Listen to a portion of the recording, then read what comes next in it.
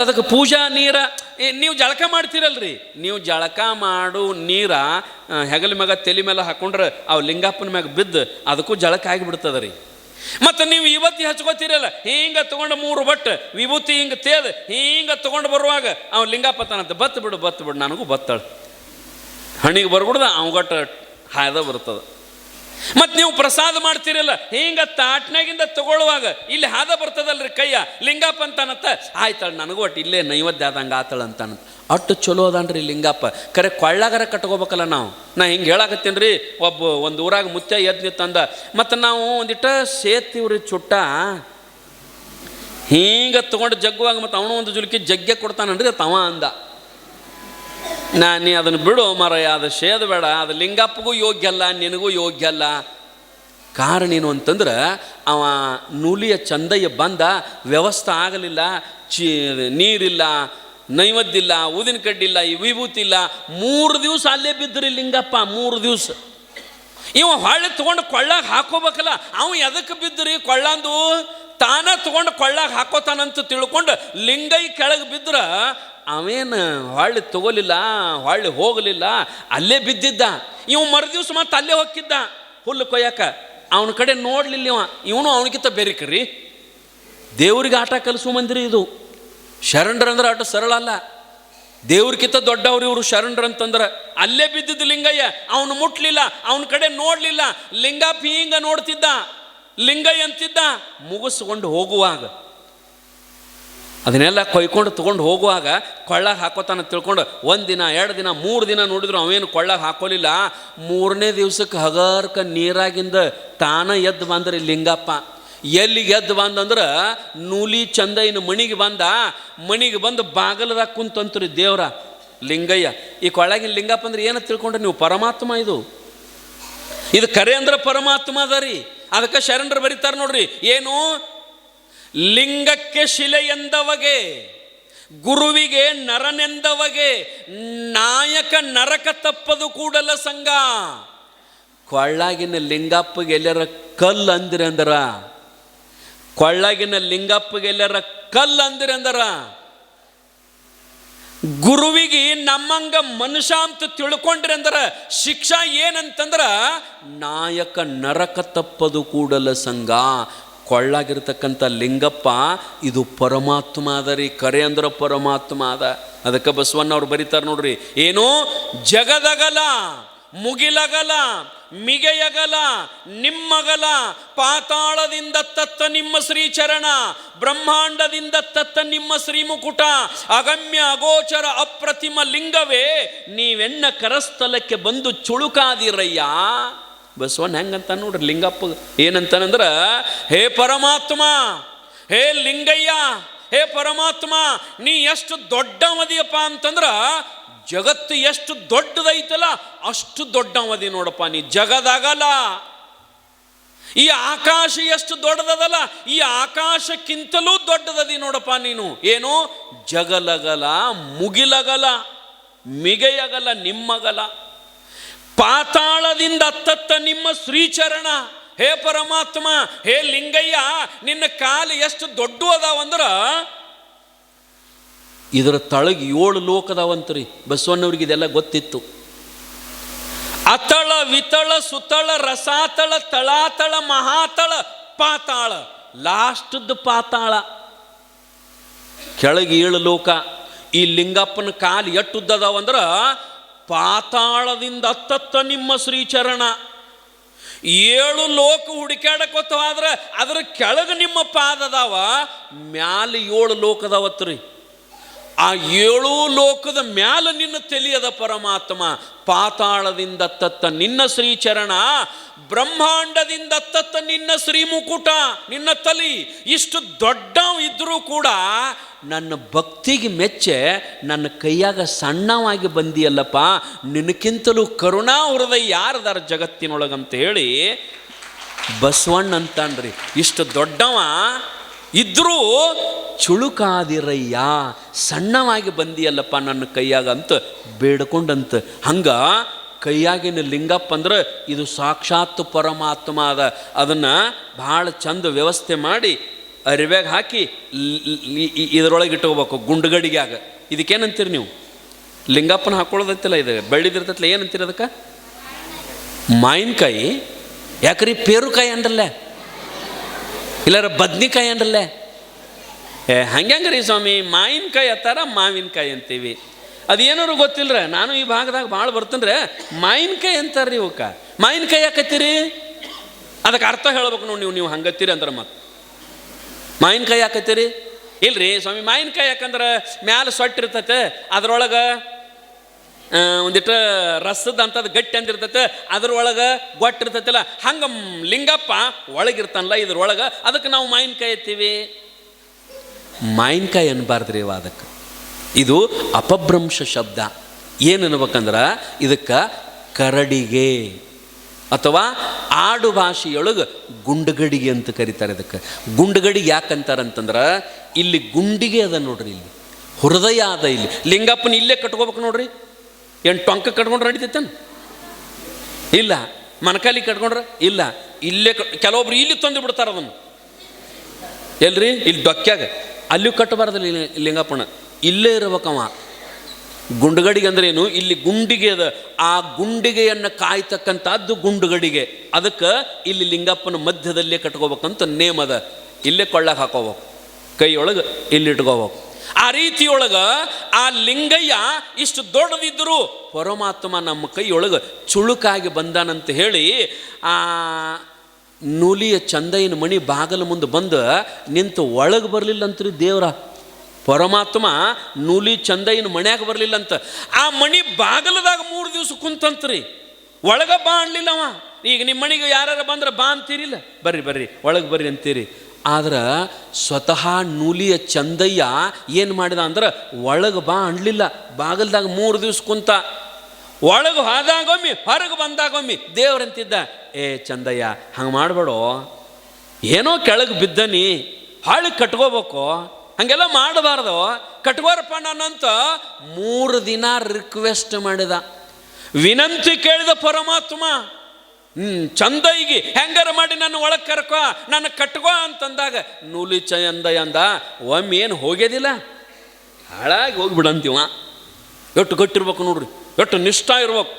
ಏನು ಒಮ್ಮೆ ನನ್ನ ಕೊಳ್ಳಾಗಿಂದ ಹೋಗ್ಯದಿ, ಹಾಳಾಗಿ ಹೋಗಿಬಿಡು, ಹೊಳ್ಳಿ ನಿನ್ನ ಸಹವಾಸ ಬೇಡ, ಹೊಳ್ಳಿ ನಿನ್ನ ಸಂಘ ಬೇಡ ನನಗೆ. ಅವ ದೇವ್ರಂದ, ನೀ ಎಲ್ಲ ನನಗೆ ಹಾಳಾಗಿ ಹೋಗಂತೀಯಪ್ಪ, ನೀ ಎಲ್ಲ ನನ್ನ ಸಂಘ ಬ್ಯಾಡಂತಿ, ಕರೆ ನಿನ್ನ ಸಂಘ ನನಗೆ ಬೇಕಾಗೈತಿಲ್ಲೋ ಚಂದಯ್ಯ ದೇವ್ರಂತಾನಂತ. ನಾನು ನಿನಗೆ ಬೇಡಾಗಿರ್ಬೋದು, ಆದ್ರೆ ನೀ ನನಗೆ ಬೇಕಾಗಿದೆಯೋ ಚಂದಯ್ಯ, ಅದಕ್ಕೆ ನಿನ್ನ ಮಣಿ ಬಾಗಲದಾಗ ಬಂದು ಕೂತಾನೆ. ಹೆಂಗತನ ನೋಡ್ರಿ ದೇವರ. ಚಂದಯ್ಯನ ಭಕ್ತಿ ಎಟ್ಟಿರ್ಬೇಕು, ಚಂದಯ್ಯನ ಮನಸ್ಸು ಎಷ್ಟು ಸ್ವಚ್ಛ ಇರ್ಬೇಕು. ಬಾಗಲದಾಗ 3 ದಿವಸ ಬಂದು ಕೂತ್ರ ಅವೇನು ಕಟ್ಕೊಲಿಲ್ಲ. ಕಡಿಕೆ ದೇವ್ರು ಏನು ಮಾಡಿದಂದ್ರೆ ಬಸವಣ್ಣವ್ರ ಮಣಿಗೆ ಹೋದಂತ್ರಿ. ಲಿಂಗಯ್ಯ ಸಣ್ಣ ಬಾಲಕನ ರೂಪ ತಾಳ್ಕೊಂಡಿದ್ದ, ನಡ್ಕೊಂತ ಬಂದು ಅವ್ರ ಮಣಿ ಬಾಗಲ ಮುಂದೆ ಕುಂತಿದ್ದ. ಸಣ್ಣ ಹುಡುಗನಗತೆ ಜಂಗಮನಗತೆ ಆಗಿ ಬಂದು ಬಾಗಲದಾಗ ಕುಂತಿದ್ದ. ಇವ ಕೊಳ್ಳಾಗ ಕಟ್ಕೊಳ್ಳಾರಕ ಆ ಬಸವಣ್ಣನವರ ಮಹಾಮಣಿಗೆ ಹೋಗಿ ಬಾಗಲ್ದಾಗ ನಿಂತ ಬಸವಣ್ಣವ್ರಿಗೆ ಕೈ ಮುಗಿದಂಥ ಪರಮಾತ್ಮ ಲಿಂಗಯ್ಯ. ತಾವು ಯಾರು ಅಂತಂದಾಗ, ನಾನು ನೂಲಿಯ ಚಂದಯ್ಯನ ಕೊರಳಲ್ಲಿರ್ತಕ್ಕಂಥ ಲಿಂಗಯ್ಯ, ಚಂದಯ್ಯನ ಕೊರಳಿನ ಲಿಂಗಯ್ಯ ನಾನು. ಮತ್ತು ಇಲ್ಲೇಕೆ ಬಂದಿರಿ ಅಂತಂದಾಗ, ಇಲ್ಲ ಹಿಂಗಿಂಗಾಗ್ಯದ ಕತಿ, ನಾ ಬೇಕತ್ಲೆ ಕೆಳಗೆ ಬಿದ್ದೀನಿ, ಅವ ಈಗ ಅಣ್ಣಾಗತ್ತಾನ, ಏನು ಒಮ್ಮೆ ಹೋಗಿ ಹಾಳಾಗಿ ಹೋಗಣ್ಣಾಗತ್ತಾನ, ಹೊಳ್ಳಿ ಕಟ್ಕೋವಲ್ಲ ನನ್ನ. ಹೆಂಗಾರ ಮಾಡಿ ನಮ್ದು ಇಬ್ಬರದು ಒಟ್ಟೆ ನ್ಯಾಯ ಬಗೆಹರಿಸ್ಬರ್ರಿ, ನಮ್ಮದು ನ್ಯಾಯ ಬಗೆಹರಿಸ್ಬರ್ರಿ. ಅವ ಬಸವಣ್ಣಂದ ಕಟ್ಕೋವಲ್ಲನ್ರಿ, ಒಟ್ಟ ಕೊಳ್ಳಾಗ ಒಟ್ಟ ಕಟ್ಕೋವಲ್ಲ. 6 ದಿವಸ ಆಯ್ತು, 3 ದಿವಸ ನೀರಾಗ ಬಿದ್ದನಿ, 3 ದಿವಸ ಬಾಗಲ್ದಾಗ ಕುಂತಾನಿ, ಒಟ್ಟು ನಾನು ಕೊಳ್ಳಾಗ ಕಟ್ಕೋವಲ್ಲ, ನೀನ ಒಂದಿಟ್ಟ ನ್ಯಾಯ ಬಗೆಹರಿಸುವ ಅಂತ ಕರೆದ. ನ್ಯಾಯ ಹತ್ತದ ನೋಡ್ರಿ ನಿಮ್ಮಲ್ಲಿ ಮನ್ಯಾಗ ಊರಾಗ. ಊರುಗಳಿಗೆ ಒಂದು 3 ಮಂದಿ ಬರಬಾರ್ದಂತ್ರಿ. ಅವ ನಮ್ಮೂರಿಗೆ ಒಂದು 3 ಮಂದಿ ಬರಬಾರ್ದಂತ. ಅವರು ಬರ್ಲಾರ್ದಂಗ ನಾವಿರ್ಬೇಕಂತ. ಅವ್ರು ಯಾರು ಅಂತಂದ್ರೆ, ಯಾರ ಬೇಕಾದವ್ರು ಬರಲಿ ನಮ್ಮೂರಿಗೆ, ಒಟ್ಟು ಪೊಲೀಸರು ಬರಬಾರ್ದು ನೋಡ್ರಿ. ಯಾವ ಊರಿಗೆ ಮ್ಯಾಲ ಮ್ಯಾಲ ಮ್ಯಾಲ ಮ್ಯಾಲ ಪೊಲೀಸರು ಬರ್ತಾರಲ್ಲ, ಆ ಊರಾಗ ನ್ಯಾಯ ಐತಂತ ಅರ್ಥ. ಆ ಊರೊಳಗೆ ಜಗಳ ಭಾಳ ಅದಾವಂತ, ಆ ಊರೊಳಗೆ ತುಡುಗರು ಬಾಳದಾರು, ಜಗಳ ಬಾಳದಾವು ಅಂದಾಗ ಪೊಲೀಸರು ಬರ್ತಾರೆ. ಇನ್ನು ಇನ್ನೊಬ್ಬರು ಬರಬಾರ್ದು. ಅವ್ರು ಯಾವ್ರಂತಂದ್ರೆ ಕರಿ ಕೋರ್ಟಿನವರು. ಯಾವ ಊರಿಗೆ ಮೇಲೆ ಪೊಲೀಸರು ಬರ್ತಾರ ಆ ಊರಾಗ ಜಗಳದಾವ ಅಂತ ತಿಳ್ಕೋಬೇಕು. ಯಾವ ಊರಿಗೆ ಮೇಲೆ ವಕೀಲರು ಬರ್ತಾರ ಆ ಊರಾಗ ಕೇಸ್ ಬಾಳದಾವ ಅಂತ ತಿಳ್ಕೋಬೇಕು. ಯಾವ ಊರಾಗ ಭಾಳ ಡಾಕ್ಟ್ರುಗಳು ಬರ್ತಾರಲ್ಲ ಆ ಊರಾಗ ಪೇಷಂಟ್ಗಳು ಬಾಳದಾವ ಅಂತ ತಿಳ್ಕೋಬೇಕು. ಯಾವ ಊರಿಗೆ ಮಹಾತ್ಮರು ಭಾಳ ಬರ್ತಾರಲ್ಲ ಆ ಊರ ಭಕ್ತಿಯ ಊರ ಅಂತ ತಿಳ್ಕೋಬೇಕು. ನಾವೆಲ್ಲ ಭಕ್ತಿ ಊರ ಅಂತ ತಿಳ್ಕೋಬೇಕು. ನೋಡ್ರಿ, ನಿಮ್ಮ ಊರಿಗೆ ಎಷ್ಟು ಮಂದಿ ಮಹಾತ್ಮರು ಬರ್ತಾರ. ಮೊನ್ನೆ ಅಪ್ಪ ಅವ್ರು ಬಂದು ಹೇಳಿದ್ರಲ್ಲ, ಮಾದನ ಹಿಪ್ಪರಿಗೆ ಒಳಗೆ ಅವುಗಳಿಗೆ ಇಷ್ಟು ಅನುಕೂಲ, ಮೇಲೆ ಅಡಿಗೆ ಮಾಡೋದ ಬೇಡ. ಯಾಕ ಪರಸದ ಹಂಗೆ ಅವ್ರು ಅಂದದ್ದು ಕರೆ ಅನ್ಸಾಕತ್ತಿದ್ರಿ ನನಗವ. ನಮ್ಮವುಗಳಿಗೆ ಯಾವಾಗ ಖುಷಿ ಅಂದ್ರೆ ಗಂಡು ಬಂದು ಅಡಿಗೆ ಏನು ಮಾಡಲಿ ಅಂತ ನೀವು ಕೇಳಿರಿ ಅಂದ್ರೆ ಮೊದಲ ನಮ್ಮವುಗಳದ್ದು ಮತ್ತು ಪದ್ಧತಿ, ಹುಡುಗರು ಉಣ್ಣಂಗಿಲ್ಲ ಅಂತ, ಮತ್ತು ನನಗೂ ಹಸು ಇಲ್ಲ, ನಿನಗೇನು ಮಾಡಲಿ ಮತ್ತು ಏನು ಹೇಳ್ಬೇಕು ನೋಡ್ರಿ. ನಾವು ಕೇಳು ಪದ್ಧತಿ ನಮ್ಮವುಗಳು. ಹುಡುಗರು ಊಟ ವಾಲ್ಯನಾಗತ್ತವ, ಮತ್ತು ನನಗಂತೂ ಹಸು ಇಲ್ಲ, ನಿನಗೇನು ಮಾಡಲಿ ಅಂತಂದಾಗ ನಾನು ವಾಲ್ಯ ಅನ್ಬೇಕಲ್ಲ, ಹೌದಿಲ್ರಿ? ಅವ ಆಗ ಏನು ಬ್ಯಾಡಳ ಅದ, ಮತ್ತು ಮದ್ದಿಂದಾಗಿಂದ ಒಂದಿಟ್ಟು ಅನ್ನ ಪಲ್ಯ ಇದ್ರೆ ಒಂದು ರೊಟ್ಟಿ ತಿಂದು ನಾನು ಅಟ್ಟ ಮುಗಿಸ್ತಾನಂತಂದಾಗ ನಮ್ಮ ಮಗುಗಳಿಗೆ ಅವತ್ತು ಮನಗಂಡ ಖುಷಿ. ಒಟ್ಟು ಅಡುಗೆ ಮಾಡೋದು ತಪ್ಪಿತ್ತು ಅಂದ್ರೆ ದೊಡ್ಡ ಖುಷಿ ನಮ್ಮ ಮಗುಗಳಿಗೆ. ಹಾಗೇನಿಲ್ರಿ ಅವ, ಸುಮ್ಮನೆ ವಿನೋದಕ್ಕೆ ಹೇಳ್ತೀವಿ. ನೀವು ಮಾಡಲಿಲ್ಲ ಅಂದ್ರೆ ಎಂದರ ನಡೀತೈತೇನ್ರಿ ಮಣಿ? ನಿಮ್ಗೆ ಗೊತ್ತಿರ್ಬೇಕು, ಎಲ್ಲ ಆಫೀಸ್ಗಳಿಗೆ ಸೂಟಿ ಇದಾವೆ, ಗೌರ್ಮೆಂಟ್ ಎಲ್ಲ ಆಫೀಸ್ಗಳಿಗೆ ಸೂಟಿ ಇದಾವೆ, ಸಾಲಿ ಸೂಟಿ ಅದಾವೆ, ಬ್ಯಾಂಕ್ ಸೂಟಿ ಅದಾವೆ, ಆಫೀಸ್ಗಳು ಸೂಟಿ ಇದಾವೆ. ಅಡುಗೆ ಮನೆ ಸೂಟಿ ಐತೇನ್ರಿ? ಸೂಟಿ ಅದ? ಒಂದು ದಿವ್ಸ ಸೂಟಿ ಮಾಡ್ರಿ ನೋಡೋನು. ಒಂದು ದಿವ್ಸ ಸೂಟಿ ಮಾಡ್ರಿ, ಮನೆಯವ್ರೆಲ್ಲ ಲೂಟಿನ ಹಾಕಾರ್ರಿ. ಯಾಕಂದ್ರೆ ಎಲ್ಲ ಬಂದ್ ಆಗತ್ತದ ಅಲ್ರಿ. ಮತ್ತು ಗೌರ್ಮೆಂಟು ಸೂಟಿ ಅದಾವಲ್ಲ, ಅಡುಗೆ ಮನೆಗೆ ಯಾಕೆ ಸೂಟಿ ಇಲ್ಲ? ಸೂಟಿ ಮಾಡಕ್ಕೆ ಬರಂಗಿಲ್ಲ ರೀ ಸ್ವಾಮಿ. ನಾವು ಎಲ್ಲಿ ಆದರೂ ಮಾಡಿಟ್ಟು ಹೋಗ್ಬೇಕು ಅವ್ರಿಗೆ, ಮತ್ತು ಬಂದ ಕೂಡಲೇ ಮಾಡೋಬೇಕ ನಾವು. ಹಂಗದ ನಮ್ಮ ಪರಿಸ್ಥಿತಿ. ಆ ರೀತಿಯೊಳಗೆ ತಾಯಂದಿನೇನಪ್ಪ ಅಂತಂದ್ರೆ ಅಡುಗೆ ಮಾಡೋದಂದ್ರೆ ಒಂದು ದಿವ್ಸ ತಪ್ಪಿದ್ರು ಅವ್ರಿಗೆ ಭಾಳ ಖುಷಿ. ನೂಲಿಯ ಚಂದ ಏನು ಮಾಡಿದ ಅಂತಂದ್ರೆ ಕರ್ಕೊಂಡು ಬಂದ, ಬಸವಣ್ಣವ್ರಿಗೆ ಕರ್ಕೊಂಡು ಬಂದು ನಮ್ಮ ಮನೆಯೊಳಗೆ ನ್ಯಾಯ ಹರಿಬಾ ಅಂತ ಕರ್ಕೊಂಡು ಬಂದಾಗ ಹೊರಗೆ ನಿಂತಿದ್ದ ಯಾರು? ಲಿಂಗಯ್ಯ ಹೊರಗೆ ನಿಂತ ಒಳಗೆ ಬಸವಣ್ಣವ್ರು ಬರ್ತಾರ. ಒಳಗೆ ಬಸವಣ್ಣವ್ರು ಬಂದ ನಂತರ ಏನಪ್ಪ ಅಂತಂದ್ರೆ ಕೇಳ್ತಾರ ಅವರು, ಯಾಕ್ರಿ ಲಿಂಗಯ್ಯನವರೇ ಯಾಕೆ ಅವ್ರನ್ನ ಕೊಳ್ಳಾಗ ಕಟ್ಕೊಂಡಿಲ್ಲ ಅಂತಂದಾಗ ಅವ ಇದ್ದದ ಪರಿಸ್ಥಿತಿ ಹೇಳ್ದ. ಹಿಂಗಿಂಗೆ ಆಗ್ಯದ ನೋಡ್ರಿಯಪ್ಪ, ಹಿಂಗಿಂಗೆ ಆಗ್ಯದ. ಬೇಕತ್ಲೆ ಅಂದ್ರೆ ಒಂದು ದಿನ ನಾನು ಕಾಯಕಕ್ಕೆ ಟೈಮ್ ಭಾಳ ಆಗ್ಯದ ಅಂತ ತಿಳ್ಕೊಂಡು ಪೂಜಾ ಮಾಡ್ಕೊಂಡಿಲ್ಲ, ಶಟ್ಕೊಂಡು ನಾನು ಕೊಳ್ಳ ಅಂದ ಹೋಗ್ಯಾನವ. ಯಾರು? ಲಿಂಗಪ್ಪ. ಶಟ್ಕೊಂಡು ನಾನು ಕೊಳ್ಳಾಗಿಂದ ಹೋಗ್ಯಾನ. ಹೊಳ್ಳಿ ಅವ್ನು ನೀನು ಎಂದೂ ಕಟ್ಕೊಳ್ಳಂಗಿಲ್ಲ. ನನಗೆ ದೇವ್ರ ಬೇಡ, ನನಗೆ ನನ್ನ ಕಾಯಕನ ಸಾಕು. ಬಸವಣ್ಣವ್ರ ಮುಂದೆ ಹೇಳಕತ್ತಾನ. ಆಗ ಬಸವಣ್ಣವ್ರು ಅಂದ್ರೆ ಹಂಗೆ ಮಾಡಬೇಡಪ್ಪ, 3 ದಿವಸ ಆತು ಉಪವಾಸ ಕುಂತದ ಲಿಂಗಯ್ಯ, ದೇವರ ಹೆಂಗಾರ ಮಾಡಿ ಕೊಳ್ಳಾಗ ಕಟ್ಕೊ ಅಂತಂದಾಗ, ಇಲ್ರಿ ಅವನನ್ನು ಕೂಡ ನ್ಯಾಯ ಮಾಡಕತ್ತಾನ. ಮನುಷ್ಯರ ತಪ್ಪಿದ್ರ ದೇವ್ರು ತಿದ್ದಬೇಕು, ದೇವ್ರ ತಪ್ಪಿದ್ರೆ ತಿದ್ದವ್ರು ಯಾರು? ಅವನ ಶಟ್ಕೊಂಡು ಕೂತಾನಂದ್ರೆ ನಾ ಯಾಕೆ? ನಾ ದೊಡ್ಡವ ಅವ ದೊಡ್ಡವ ಅಂತ ಲಿಂಗಯ್ಯ ಕೂತಿದ್ದ. ಇವು ಜಗಳ ಮಾಡಿದ. ಕಡಿಕ್ ಬಸವಣ್ಣವ್ರು ವಿನಂತಿಯಿಂದ ಕೈ ಮುಗಿದು ಹಂಗೆ ಮಾಡಬೇಡ ಚಂದಯ್ಯ, ಹೆಂಗಾರ ಮಾಡಿ ಅವನು ಕೊಳ್ಳಕ್ಕೆ ಕಟ್ಕೊ ಅಂತಂದಾಗ ಚಂದ ಹೇಳ್ತಾನ್ರಿ ಬಸವಣ್ಣವ್ರಿಗೆ, ನಾನು ಅವನು ಹೊಳ್ಳಿ ನಮ್ಮ ಮನ್ಯಾಗ ಕರ್ಕೋಬೇಕಾದ್ರೆ, ನಾನು ಹೊಳ್ಳಿ ನನ್ನ ಕೊಳ್ಳಾಗ ಕಟ್ಕೋಬೇಕಾದ್ರೆ ನನ್ನ ಕೆಲವೊಂದು ಕಂಡೀಷನ್ ಅದಾವ್ರಿ. ಆ ಕಂಡೀಷನ್ಗೆ ಅವ್ನು ಒಪ್ಪಿದಂದ್ರೆ ನಾವು ಕೊಳ್ಳಾಗ ಕಟ್ಕೋತೀವಿ, ಇಲ್ಲ ಅಂದ್ರೆ ಇಲ್ಲ. ನೋಡ್ರಿ, ಭಕ್ತನಲ್ಲಿ ಅಂಥ ತಾಕತ್ತದ. ಯವ್ವ, ದೇವರು ಕೂಡ ಯುದ್ಧ ಮಾಡಿ ಗೆಲ್ಲಬೇಕು ನಾವು. ಅದಕ್ಕೆ ಒಬ್ರು ಶರಣರು ಬರೀತಾರೆ ನೋಡ್ರಿ, ಏನು? ಜಂಬು ದ್ವೀಪನವ ಕಂಡ ಪೃಥ್ವಿಯೊಳಗೆ ಕೇಳಿರಯ್ಯ ಎರಡಾಳಿನ ಭಾಷೆಯ. ಜಂಬು ದ್ವೀಪನವ ಕಂಡ ಪೃಥ್ವಿಯೊಳಗೆ ಕೇಳಿರಯ್ಯ ಎರಡಾಳಿನ ಭಾಷೆಯ. ಕೊಲುವೆನೆಂಬ ಭಾಷೆ ದೇವನದು, ಗೆಲುವೆನೆಂಬ ಭಾಷೆ ಭಕ್ತನದು.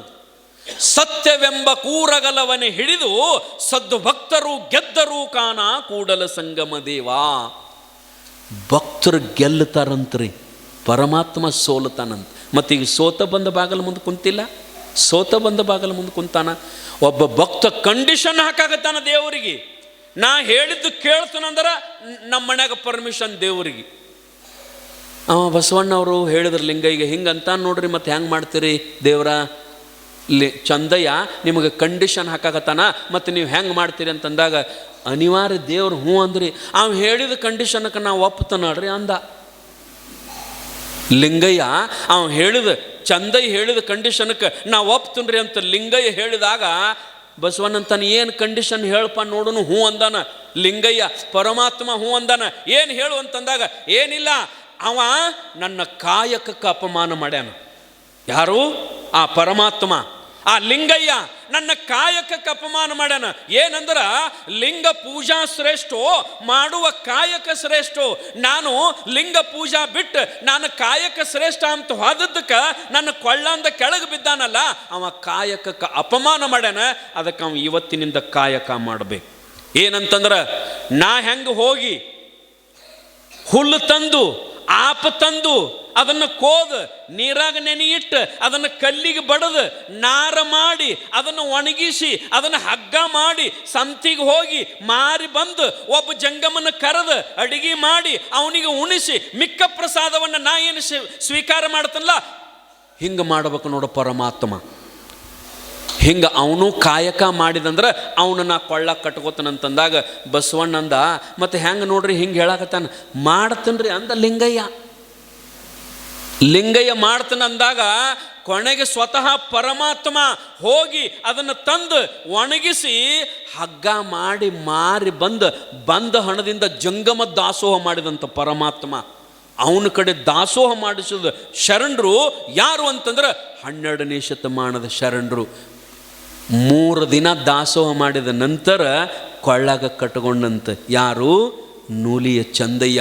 ಆ ರೀತಿಯೊಳಗ ಶರಣರು ಅವರಲ್ಲಿ ತಾಕತ್ ಎಂತಾದಿರ್ತದಂತಂದ್ರೆ, ಅವರಲ್ಲಿ ಭಕ್ತಿ ಎಂತಾದಿರ್ತದಂದ್ರೆ ಪರಮಾತ್ಮನನ್ನು ಕೆಲಸ ಮಾಡುವಂಥದ್ದು ಶಕ್ತಿ ಇರ್ತದ ತಾಯಂದಿರ. ಆ ರೀತಿಯೊಳಗೆ ನಾವು ದೇವ್ರಿಗೆ ಹುಡುಗಿ ಅಡ್ತಾಗ್ತೀವಿ ಅಲ್ಲ, ನಾವು ದೇವ್ರ ಗುಡಿಗೆ ಅಡ್ತಾಗ್ತೀವಿ. ಆದ್ರೆ ಒಂದು ದೇವರರ ನಮಗೆಂದರೆ ಭೇಟಿಯಾಗಿದೇನು? ಇಲ್ಲ. ಯಾಕಂದ್ರೆ ನಮ್ಮ ಮನಸ್ಸು ಪರಿಶುದ್ಧ ಬೇಕು ಮೊದಲು. ಇಷ್ಟೆಲ್ಲ ಮಾಡಬೇಕಾದ್ರೆ ನೂಲಿಯ ಚಂದಯ್ಯನ ಮನಸ್ಸು ಪರಿವರ್ತನ ಎಷ್ಟಿರ್ಬೇಕು, ಅವನ ಹೃದಯ ಎಷ್ಟು ಸ್ವಚ್ಛ ಇರ್ಬೇಕು, ದೇವರ ಮಾತು ಕೇಳಬೇಕಾಗಿತ್ತು. ಅಂದ್ರೆ ಹಂಗೆ ನಾವು ಏನಪ್ಪ ಅಂತಂದ್ರೆ ದೇವರಿಗೆ ಅಡ್ಡಾಡೋಕ್ಕಿಂತಲೂ ಆ ದೇವರ ನಮ್ಮ ಹತ್ಯಕ್ಕೆ ಬರುವಂಗೆ ಮಾಡಾಕ ನಮಗೆ ಬರ್ತೈತ್ರಿ ಅವ್ವ. ಅದಕ್ಕೇನಪ್ಪ ಅಂತಂದ್ರೆ ತಾವೆಲ್ಲ ಭಕ್ತಿಯನ್ನು ಬಲಿಸಬೇಕು. ಸಮಯ ಆಗಿರೋದರಿಂದ 1 ತಾಸು